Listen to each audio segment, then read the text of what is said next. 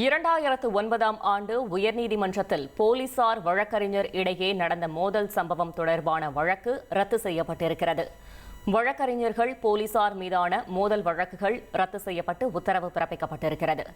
வழக்குகளை ரத்து செய்து சென்னை உயர்நீதிமன்றம் தீர்ப்பளித்திருக்கிறது.